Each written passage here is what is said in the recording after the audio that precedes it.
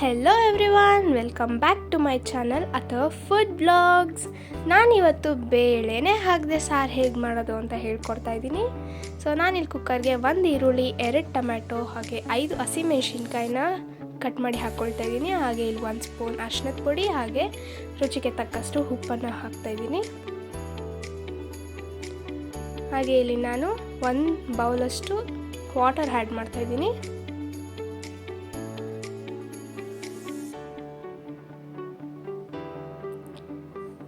ಈಗ cooker lid close ಮಾಡಿ 3 whistle ಬರೋ ಗಂಟ ಬೇಯಿಸ್ಕೋಬೇಕು.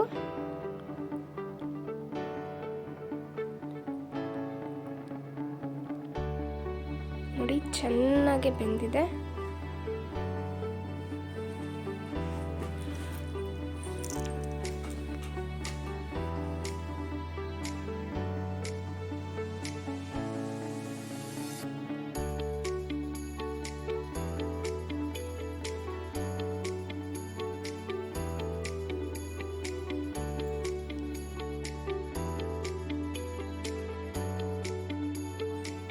ಈಗ ಸ್ಟವ್ ಮೇಲೆ ಒಂದು ಪ್ಯಾನ್ ಇಟ್ಟು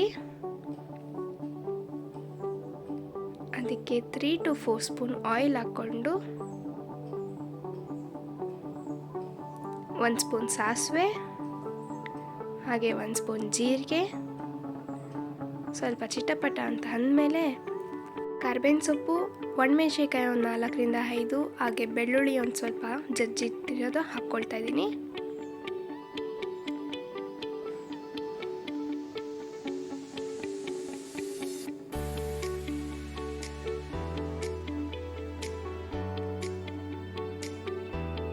ಅದು ಸ್ವಲ್ಪ ಫ್ರೈ ಆದಮೇಲೆ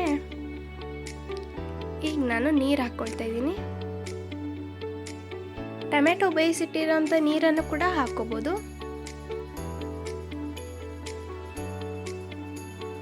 ಸೊ ಈಗ ಈ ನೀರು ಸ್ವಲ್ಪ ಕುದಿಬೇಕು. ನೋಡಿ, ಈ ಥರ ಕುದಿಯೋ ಸ್ಟೇಜಲ್ಲಿ ನಾನಿಲ್ಲಿ 1.5 ಸ್ಪೂನ್ ಸಾಂಬಾರ್ ಪೌಡರ್ನ ಹಾಕ್ಕೊಳ್ತಾ ಇದ್ದೀನಿ.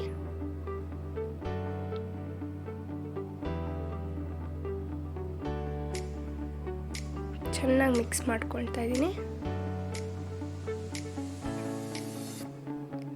ಸೊ ಇನ್ನೂ ನೀರು ಬೇಕಂತ ಅನಿಸ್ತು, ಸೊ ಹಾಕ್ತಾ ಇದ್ದೀನಿ. ಈ ಸಾರು ತೆಳ್ಳಗಿದ್ದಷ್ಟೇ ಚೆನ್ನಾಗಿರುತ್ತೆ. ಸೊ ಕುದಿಯೋಕೆ ಬಿಡೋಣ. ನೋಡಿ, ಚೆನ್ನಾಗಿ ಕುದೀತಿದೆ.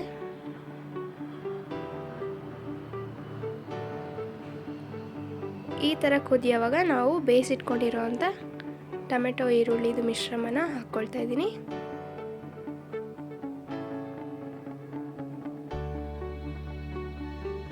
ಇದು ಕಲಿಸ್ಕೊಂಡು ಇದು ಕೂಡ ಕುದಿಯೋಕ್ಕೆ ಬಿಡಬೇಕು ನಾವು.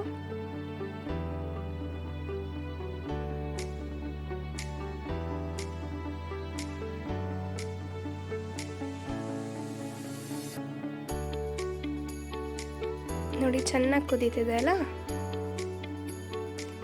ಕಡಲೆ ಹಿಟ್ಟನ್ನು ನಾನು ನೀರಲ್ಲಿ ಮಿಕ್ಸ್ ಮಾಡಿ ಹಾಕ್ತಾಯಿದ್ದೀನಿ. ಸೊ ಸಾರು ಸ್ವಲ್ಪ ಗಟ್ಟಿ ಬರುತ್ತೆ.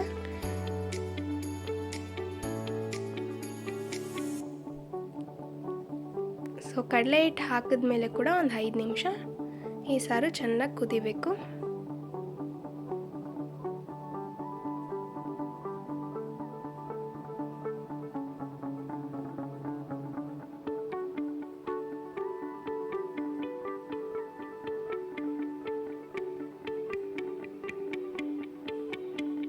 ಇಡ್ಲಿಗೆ, ದೋಸೆಗೆ ಮಾತ್ರ ತುಂಬ ಚೆನ್ನಾಗಿರುತ್ತೆ.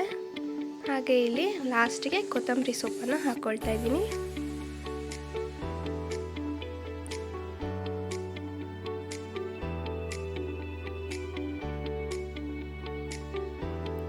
ನೀವ್ಯಾವತ್ತೂ ಟ್ರೈ ಮಾಡಿಲ್ಲ ಅಂದರೆ ಟ್ರೈ ಮಾಡಿ, ತುಂಬ ಟೇಸ್ಟಿಯಾಗಿರುತ್ತೆ. ಹಾಗೆ ತುಂಬ ಅಂದರೆ ತುಂಬ ಸಿಂಪಲ್ಲಾಗಿ ಮಾಡಿಬಿಡ್ಬೋದು.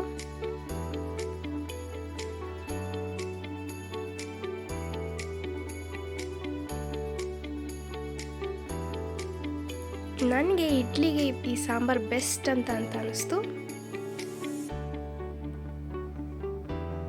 ಯಾವತ್ತೂ ಟ್ರೈ ಮಾಡಿಲ್ಲ ಅಂದರೆ ಟ್ರೈ ಮಾಡಿ. ಹಾಗೆ ನಿಮಗೆ ಈ ವಿಡಿಯೋ ಇಷ್ಟ ಆಗಿದ್ದರೆ ಲೈಕ್ ಮಾಡಿ, ಶೇರ್ ಮಾಡಿ, ಹಾಗೆ ಸಬ್ಸ್ಕ್ರೈಬ್ ಮಾಡಿ ನನ್ನ ಸಪೋರ್ಟ್ ಮಾಡ್ತಾಯಿರಿ. Thank you so much.